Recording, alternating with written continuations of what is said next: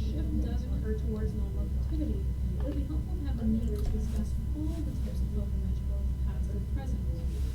In this way, perhaps, Deborah Ross will finally be correct, and pilgrimage will help you. So that concludes this part of the lecture. Now, hopefully, if technology is willing, I'll be able to post a link to a live session. You can actually sit down and talk, and I can answer some questions for you there. If not, I'm sure I'll be typing something frantically right now. So anyways, hopefully I'll see you guys in there.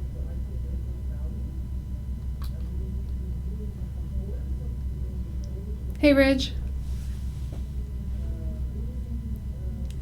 Can you hear me okay? Yeah, this is for the Q&A. Aw, thanks. So we're just going to wait a few minutes for everyone to just transfer over, and then I want to hear your questions and what you thought about it. And I already have some questions from Sarah, so we'll get started with that in just a second.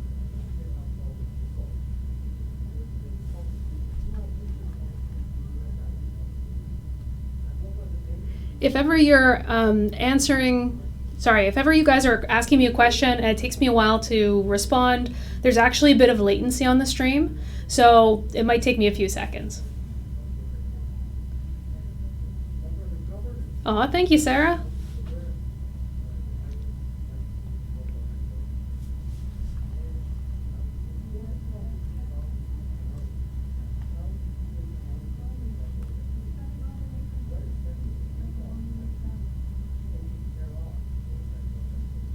All right, so I guess as people are just starting to trickle in, how about you guys start with some questions and I'll answer them as soon as I see them. Just so you guys know, there might be a bit of noise. There's actually a lecture happening directly behind me and next door to me at the same time.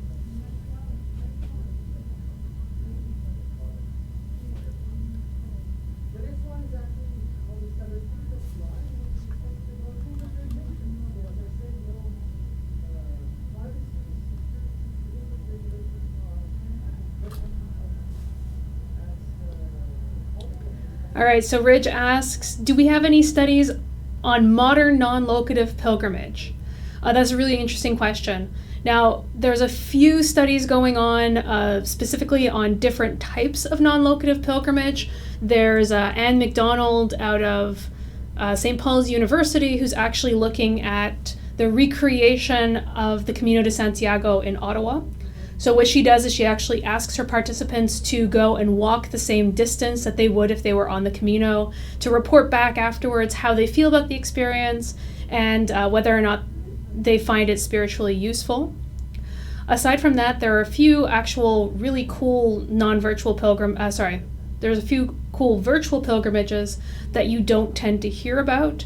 For example, in the year 2000, Pope John Paul II was doing his worldwide tour, and he couldn't actually go to Canaan, which is in modern-day Saudi Arabia, because the leader was Saddam Hussein, wouldn't allow him to enter the country. So instead, he actually did a virtual pilgrimage that they kind of decorate his chamber with pots and with artwork of the region, and he watched this video on TV and actually visited that location that way. So there's an example of a recent example of that practice. Okay, Gustavo asked, historically, was non-locative pilgrimage ever offered to people with physical disabilities who were unable to travel but wanted for religious purposes? Or was it mostly just for monks? That's a really interesting question. Now, I only have a very small sample size. Obviously, I haven't read all non-locative texts. Historically, it seems like it was a bit of both. So Decian Pilger, which I actually have right here, that's the original, that's the German translation of the text. This book was actually written for both lay and monks and nuns to use it. So you could actually have someone who was a shopkeeper and wanted to go to the Holy Lands, which would have been very dangerous at the time, and they could do it. Now, As I mentioned in the presentation, there were other possibilities for people who had physical ailments specifically, because sometimes you could send a proxy. So you could actually send someone to go and pray on your behalf at a sacred location, of course with the intent that you would be healed and benefit in some way.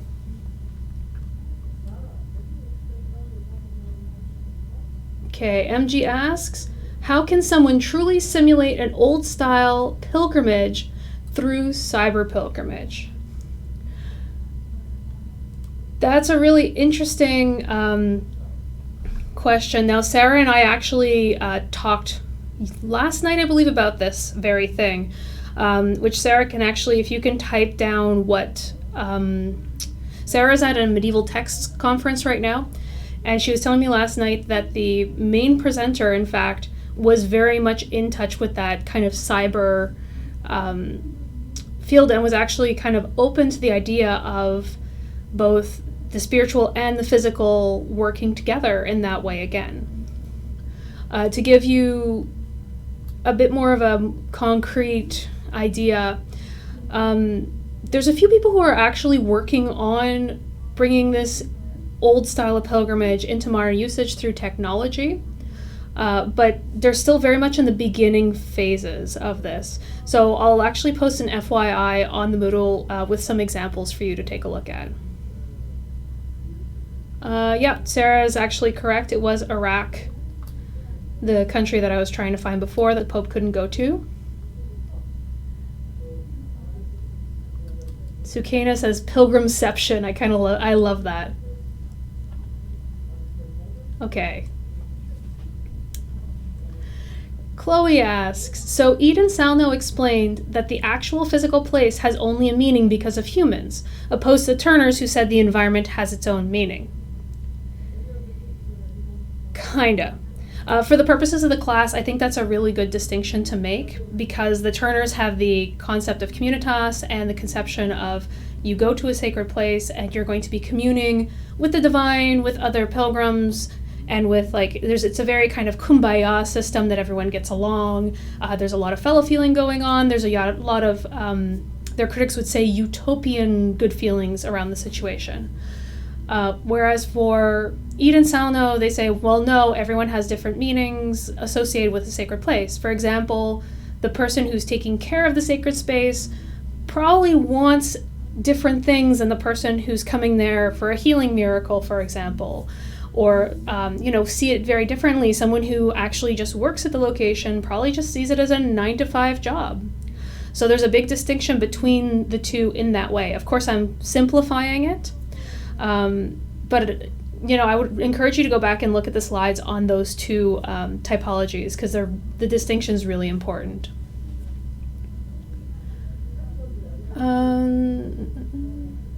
If you want, Sarah, you can obviously keep writing after I respond, of course. Okay, Ridge asks, if neither the body or mind are preferred in human experience, but instead work together, would physical pilgrimage hold more potential for meaning and experience as it engages both? That's an interesting question, Rich, because arguably also spiritual pilgrimage would engage both, because of the fact that Merleau-Ponty says that we are both physical and spiritual, or physical and intellectual, in fact. There's no way that you can actually engage in something purely physically. You're always going to have a meaning behind it. To give you an example, an older iteration of this presentation, I actually had a picture of Graceland up on the screen, which is the home of Elvis Presley, where people they do secular pilgrimages to this location every year. And I had to actually ask Sarah whether or not this was the correct image of Graceland, because it doesn't actually carry any inherent meaning for me. So even if I physically went to the location, because I don't have any spiritual or intellectual association with it, it would have been actually meaningless. So in that way, using Merleau-Ponty, you kind of need both. If you have a spiritual experience, like these nuns actually felt physically seasick, so they were engaging both parts of themselves. Whereas if you were physically going to a location, you would also be engaging both parts of the self. I hope that explains that. Sarah gives a clarification. For the Turners, there's an objective meaning and power in a place, though humans add to it. Yeah. Okay, Frederick asks, what is the contestation between Knightley and Scion pilgrims? Okay, now the contestation between Knightley and Scion pilgrims is, when we think about contestation, we normally think about a clash, right? Like both people want completely different things and they're going to argue together. But in fact, in the text, it's more of a kind of soft contestation. It's implicit contestation, where both groups have very different meanings for the whole of purgatory. And just to let you know, actually, this is in St. Helena's Chapel, which is in the Holy Sepulchre. And this was actually is the purported location of both the burial place and the resurrection site of Jesus. It was rediscovered in the 4th century by Helena, mother of Constantine, who I believe you've already seen in the class. So for the Knightley pilgrims, they were in the actual physical place, so they just saw, well, there's a hole that has holy water in it, and, nothing very special going on here. Whereas for the Scion pilgrims, because they're dealing with the spiritual space, they actually have access to the souls in purgatory. And therefore, although they are both in the same location, they have very, very different meanings dictated by the different modes that they're inhabiting. Okay, Sarah clarifies for Eden Salno, no inherent meaning, yeah. In Dision Pilger, they were encouraged to engage in the body via imagination, yeah. Okay, Ridge asks, how do the Scion Pilgers feel seasick or induce feeling seasick? I can only assume on this one, Ridge, but it's kind of like when you remember a very visceral event, you will often have physical symptoms of it. I don't know if you guys have actually had this happen to you as well. Yeah. Okay, I see here, Sarah, yeah. Ridge, I think I've caught up.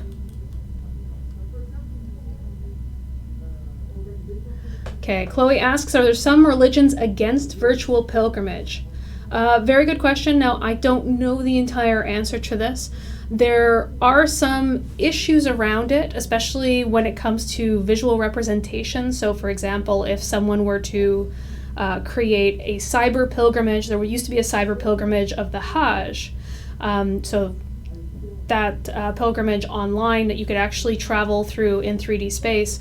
And there were a lot of Muslim groups that actually said, well, this would be considered a graven image, and therefore we cannot support it, so it should be taken down. Now, eventually it was taken down, but so it's kind of that murky water that depends, well, is it a book that you are doing a spiritual pilgrimage? Is it just a pilgrimage through, say, Google? Could it be Google Street View and you're doing a pilgrimage that way? There's all these different ways that you can do a virtual pilgrimage, and it'll be kind of interesting to see going forward what these different religious groups say. It's really interesting that they would have to really work hard to feel as if they're taking part of a physical pilgrimage. Yeah, absolutely, Rich. And don't forget as well, they're during this time period also, like, going on pilgrimage is something you made a will, you said goodbye to your family because you may not be coming back. This is a very physically arduous task for both. So it's really important to remember that, like, even if you're doing it virtually, you had to put in the effort to make it just as physically arduous as if you actually went there as well. Okay, Sarah, can you speak of the virtual Hajj? I think I just did it. Would you want me to say some more about that, Sarah?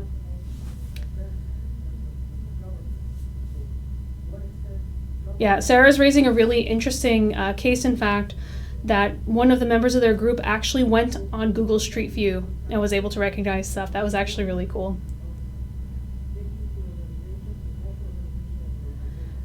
I mean, Chloe's asking, could we have done our project through Google Maps and felt the pain?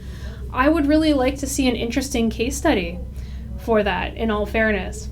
Now, if you just actually, did it through Google Maps and went, haha, I'm getting out of assignment, no. But for these people, it was very, very serious work indeed. So you would have to make a really good case, but I'd be very interested to see what that would look like. All right, while you guys get a few more questions going, Sarah actually gave me some questions beforehand, so I'm just going to read off a few of them and see what we have already. All right, why do the Scion and Nightly Pilgrims, why are they called these names? Okay, so I covered it a little bit in the presentation, but it's a really interesting story. So during the Middle Ages, in fact, pilgrims, the difference between pilgrims and crusaders, it was a very fine line. So in fact, when Fabry went to the Holy Lands, some of his number were actually knighted as crusaders themselves.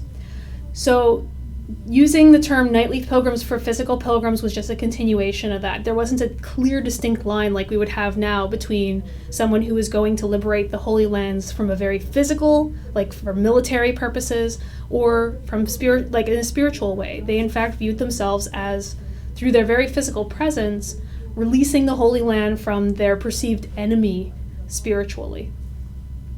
And as for the Scion pilgrims, that's again daughters of Sion, so that's the daughters of the heavenly Jerusalem. So that further also distinguishes the fact that one of these groups is traveling very physically and the other one is traveling in a very spiritual way. Okay, I might have missed this. Okay, hold on, let me just go back a second here. Okay, Gustavo asked, I may have missed if this was discussed during the lesson, but would virtual pilgrimage actually be counted as an indulgence or some time off of purgatory? Yes, in fact, it would have. And Fabry actually suggests that by traveling virtually because you're viewing Jerusalem in a more Christianized state, you would actually get better indulgences. You would have gotten more time off of purgatory, especially because at the time, if you went physically, your indulgences came from the Pope. Whereas if you went spiritually, the indulgences came from God themselves and therefore were of greater value. All right, Gustavo asked, how did they decide it would count? I guess the same would be considered of sending a proxy. Yeah, actually the same would be considered about sending a proxy. There was all these systems in place at the time, in fact, to determine how many days, how many hours, how many minutes you got off of purgatory for doing very specific actions in very specific locations. And in fact, if you sent a proxy, say if I couldn't travel but I was sending Sarah in my place, we would actually have to draw up some kind of contract, either verbal or in writing, with her saying, yep, everything I do is all in your name and you will get all the benefits of this. So there was actually an economy at certain points around this indulgence trade when it came to pilgrimage. It's really fascinating stuff.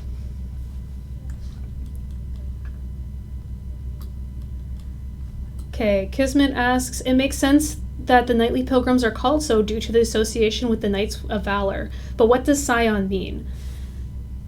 Okay, as an aspiring cyber pilgrim of sorts, I hope it doesn't imply the opposite. Okay, so actually Scion is, again, daughters of Sion, so that's actually citizens of the Holy Land. So this is actually, there is kind of no opposite. It's not, for example, pacifism versus fighting. In fact, the Scion Pilgrims were viewed as being just as valuable to liberating the Holy Lands as the Crusaders were, because they had to fight off, if they had to fight off any evils, it was a spiritual evil, which at the time was considered much more dangerous than anything that someone could do to you physically. I hope that answers the question. If they were of greater value, why didn't everyone start doing it virtually instead? That's a really good question, Gustavo. Now, not everyone had access to these texts, and in fact, this is just an example of a virtual pilgrimage. There's other distance travels at the time. Obviously, even because of how rigorous this was, say if you were a shopkeeper, you would have to put aside a large amount of time to do this, and in fact, you had to continue on with your everyday life. So it's not as simple as, say, putting yourself in front of a computer and just doing this in your free time. For them, it was serious labor. As I mentioned in the presentation, you would read, internalize on a physical level what happened each day while the Nightly Pilgrim was away, day by day. In addition, you had to say 1 or 2 psalms, you would have to sing songs. There was an entire ritualized component to this that would have taken a lot of time and energy, in fact. And some people just didn't have that much time or energy, or didn't have access to these texts. Okay, yeah, thank you, Sarah, for the Scion. Okay, Julia asks, what's your opinion on pilgrimage in the combined context of theology and I can't say that word, I'm sorry, game studies? I think of the lore-rich role-playing games, and I've imagined religions based on real-world ones. This is such a good question, Julia. Thank you so much for bringing this up. I can't wait to see what will happen. I think that's the best answer. Now, with game studies coming up more and more, I'm hoping that more and more people will start talking about, in fact, pilgrimage experiences. How do you make meaningful experiences, especially with VR and with walking simulators? Now, actually, I wrote a piece, I want to say about 6 years ago now, on the video game Journey by that game company, and how it actually follows the pilgrimage structure quite well. Actually, I argued for the fact that it was a peregrinatio. So I am all for, we should be talking more about this. I love video game studies, but I think we need to start getting away from the Minecrafts and the WoW and the kind of exploring other venues as well. I could honestly talk all day on this. I skipped your question, Ridge. What did you ask? Hold on, let me go back. Oh yeah, these are totally, yeah, Ridge, you're on the same page. In fact, you raise books, video games, movies. Movies, I'm not entirely sure because whereas you have the imaginative aspect in books, and you have kind of a physical, volitional aspect in video games, I'm not quite sure how movies can portray that. And I think definitely more study needs to be done in that. And in fact, I was discussing, one of my friends doing my master's class, my master's degree, is an Ignatian spiritual director. And the Ignatian exercises are very, very reminiscent of this pilgrimage tradition, in fact.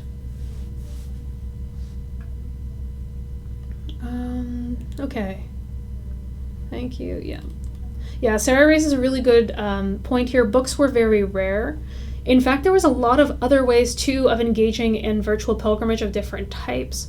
And of course, you had to be able to read to do this, or you had to know someone who could read.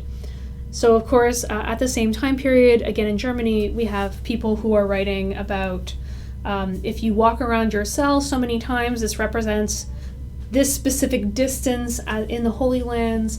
There's also some evidence in the chapel of Weishausen that they were doing the Stations of the Cross, and while they were doing this, they understood themselves as being transported back to the 1st century, and in fact, seeing Jesus die and going through that passion narrative with the Virgin Mary.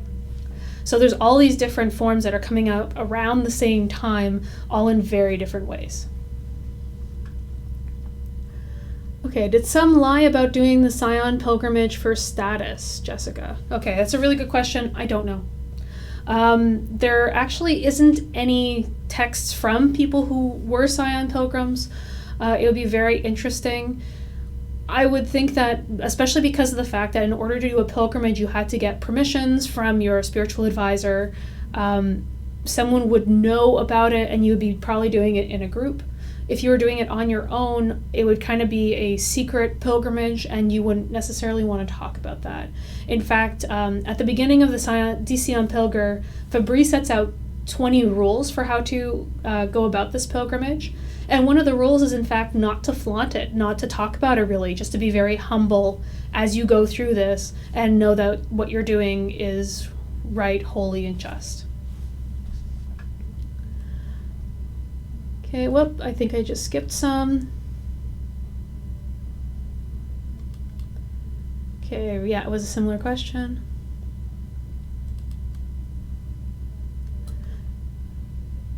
Okay, Chloe asks, is virtual pilgrimage a very lucrative market, or will it be in the near future? I suspect it's going to actually be a big commodity market, whereas right now you can go and get pilgrimage packages all across the world. I suspect that with the rise of virtual travel, which I alluded to in the presentation, that the last, I believe, 3 years, the big international travel associations have been meeting to figure out what is virtual travel, because it turns out that less and less people are wanting to fly places. More people are, conscious of their greenhouse footprint. So it's really a question of they want to push this envelope because of the fact that they'll be losing money soon for people not wanting to travel. So I can only see that, these same pilgrimage tour groups will eventually move over themselves into the virtual realm, or travel agencies may do it for them, but that's just my opinion on that.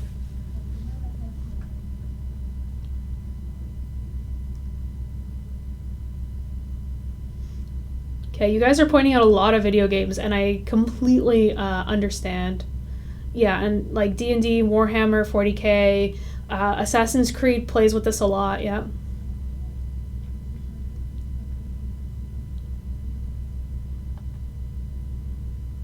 Okay, Chloe asked, does virtual pilgrimage absolutely need to be religious? If we ask permission, to who? Now, Chloe, I'm talking about very much the medieval context where it would have been religious. You wouldn't have been necessarily going on pilgrimage and doing this very risky venture. And honestly, if you left, you were leaving your livelihood. For example, if you have a town shoemaker and the shoemaker leaves for 2 years to go on pilgrimage and you come back, no one's going to want to necessarily buy your shoes or have you repair things because you might leave again. So there wasn't really this idea of secular pilgrimage. However, today we're living in a very different circumstance, and it's entirely possible that secular pilgrimage would come up. In fact, you can argue that even the religious pilgrimages that I mentioned in the presentation are in fact secular in form in some way today.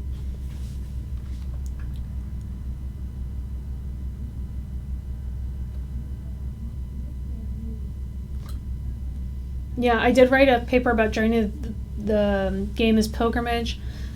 I will put it as an FYI. It's not one of my best works, so I guess there's your warning. So another question from Sarah from last night. Can you talk about the physicality of virtual pilgrimage? I think we did that. Can you talk a bit about the virtuality of physical pilgrimage? All right, now we actually talked on the phone last night and raised the importance of meaning and how meaning is generated. Again, with the example of Graceland, no meaning to me, therefore if I physically went there, it wouldn't be important. Now there's actually a really good chapter in Sarah's book, plug, by Jen Chanka, that she actually says about how as people go to a holy site from the time it's conceived, the meaning changes because of the fact that people bring new meanings. So for example, someone who's going to the oratory today, which is a pilgrimage site, St. Joseph's Oratory had a very different, or had a somewhat different meaning 100 years ago than it does today. Whereas it will probably not have the same meaning going forward either. For example, a better one would be Santiago de Compostela when it was founded. The whole point was to go and see the remains of St. James, whereas today, some people go for that reason, but most people don't. I don't know, Sarah, if you've actually seen Dr. Anderson's documentary yet, but in that he actually talks with people and he talks about the reasons they're walking, and in fact most of them are not necessarily overtly religious or in keeping with the original meaning of the sacred center as it would have been at its conception. Okay, so you guys will see it next week and you'll totally understand what I'm saying. All right, I think we've ran out of Sarah questions. So let's see if there's a few more questions for you guys.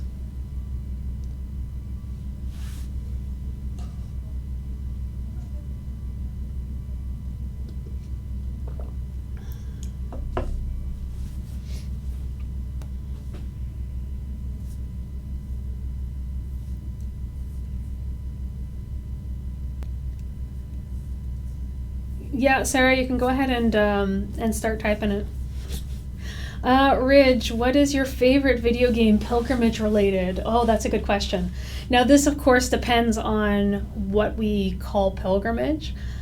I think Journey, the video game, is a lot of fun, especially if you go into it blind and you don't know what it is.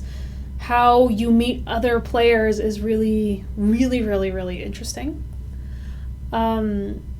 I must admit, I do like the Dark Souls series, specifically the first one, and just the idea of the gameplay mechanics being so difficult, and you are really being drawn to this location that so many people have been drawn to you before.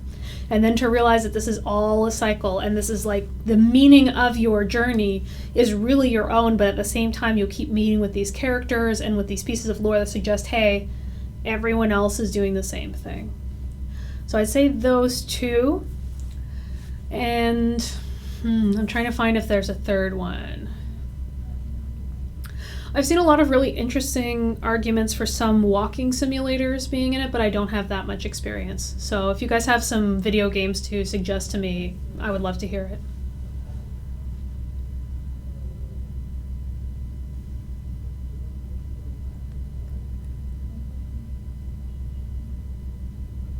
Okay.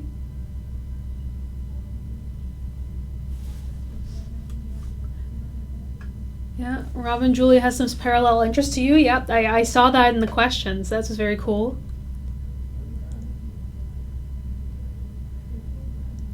Okay, Kismet says the Undead Pilgrimage. I've taken it too. Thought it was a beautifully tragic experience.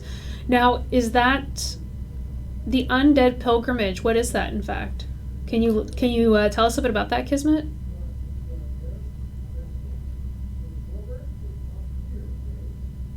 Oh, that's super cool, Julia. That's fantastic. I'm sure that means that you have like a ton of ideas concerning this. I would love to hear them.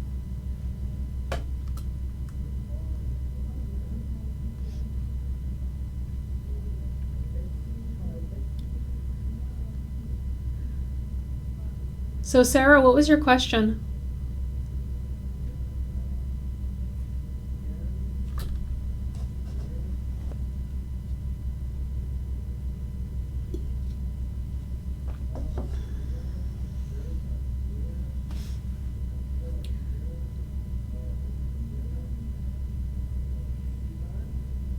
So just so you guys know, the actual video will remain online. However, I am going to take this live stream down to private, or sorry, to unlisted rather, as soon as we're done here. So I actually really trust that you guys, if you want, you can copy and paste the address somewhere so you will have access to it. But do not give this to anyone. This is really your guys' benefit for being here. And just between us and bonus, and totally use this information. It's all good. Ridge, are you familiar with the hero's journey? And if so, how do you think it relates to pilgrimage? Okay, this is a really interesting question. Now, I'm not sure. Yeah, you guys at the beginning of the session did do a class, I believe, on the difference between a pilgrimage and a quest. And very much the hero's journey, although similar to a pilgrimage, is not necessarily the same. Pilgrimages tend to know where, like, they know the sacred center to which they are journeying, whereas the hero does, in most cases, doesn't, in fact, know the road or the destination. Although you could argue that in Peregrinatio, this is not completely the case. They do know that the end location is supposed to be the site of your resurrection or the site of your death. So that is a definitive end point, even if you don't know necessarily where the place is. Okay, so that's a nope, you guys did not do the difference.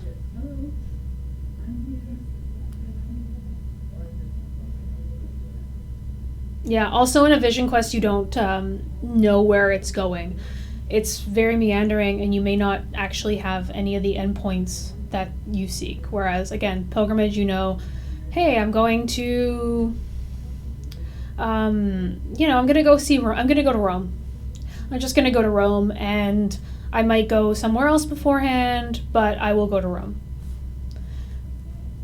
Or again, in the case of Peregrinatio, which is a very Irish form of pilgrimage, you know you're going to Jerusalem, to the heavenly Jerusalem, to heaven, to the place of your own resurrection. Ridge, would the end result still be the same, or the end goal rather? I'm going to kind of flip that around and let you answer that one, Ridge, because both, do you think that the result's the same of a quest and of a pilgrimage? And what do you think their goals are? Kismet, I don't remember all the details, but from the fragments of the memories I have, it's a heroic narrative crafted by the followers of the Lord of Sunlight in order to guide the chosen undead to take his. Yeah, that is Dark Souls. Yeah. Yeah. I mean, I think we're actually treading upon something that is very important when we talk about video game pilgrimages, is that video games as an interactive media are also heroes' journeys. So they really are going to kind of hit that line between the two. Because obviously your protagonist is probably going to be one that becomes empowered. And therefore, it kind of blurs the line. For the sake of the course, though, I would keep those two as kind of separate entities, in fact. Just because it's easier to think about it, and in real-life examples, they will tend to be quite separate.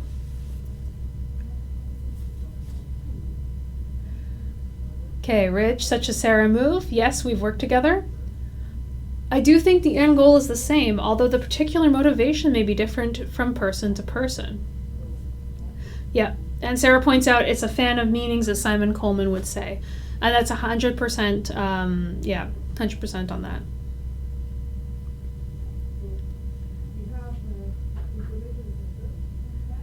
So scaling back from that, just a few wrap-up statements. Keep in mind co-location. This is actually going to be really useful to you going forward. That idea of both being at home and being away. And as well, very much the concept of that which I think and that which I do and what I experience in the world are connected, which you can kind of see. Just think about your own experiences. Think about how you interact every day. I challenge you to do something purely intellectually that doesn't have any ramifications through the physical world, through your own body. Even if it comes to just typing on a keyboard, that is a physical response. Or indeed of having a purely physical response that there is no emotions, no internal thinking about, no intellectual side whatsoever.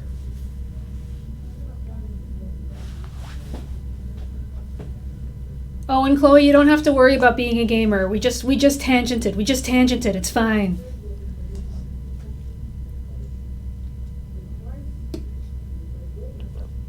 So, any last minute questions?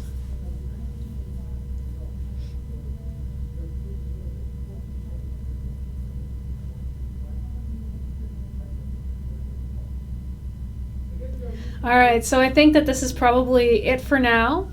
Oh, okay, hold on. I said that. Okay, Ridge, what got you interested in pilgrimage studies? All right, so I guess this will be the last question. It'll be Ridge. If you guys have any further questions, you can send it to my email address, r.stanford.theo@gmail.com, the one that I sent you guys to, and I will probably make a document to send back out with all the answers to the questions that come up over the next few days. So last question, what got you interested in pilgrimage studies? I'll be honest, it was originally because they gave me a job. I've been a TA for 6 years, and in fact, the only class that I could TA for during the summer was Sarah's. So that's actually how I started. So it started very much as a job, and then I became interested in the possibilities and in how meaningful this form of travel is to a lot of people. And in fact, through the 6 years, I believe 4 or 5 of those years we went and did the Montreal to Ganawage pilgrimage walk. I was lucky enough to be a member of that. And in fact, I got to see firsthand people go through their own journeys and to be able to facilitate that, and that was really cool.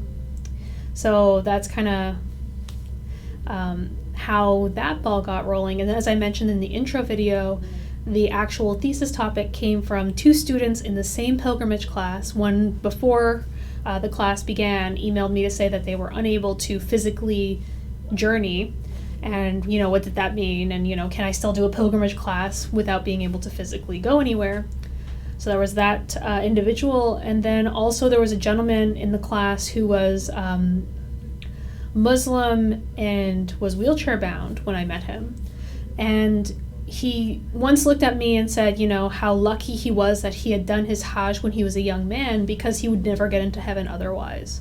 And I think that really hit me of how important being able to go on pilgrimage is. And I was like, this cannot just be something that's a modern issue, that people can't leave their everyday lives for whatever reason to go.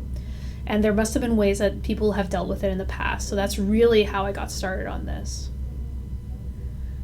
So on that note, if you guys have any questions, please feel free to email me. I will probably send out a reply in a few days. And this has been fantastic. Thank you guys so much. And hopefully I'll see y'all soon. Bye.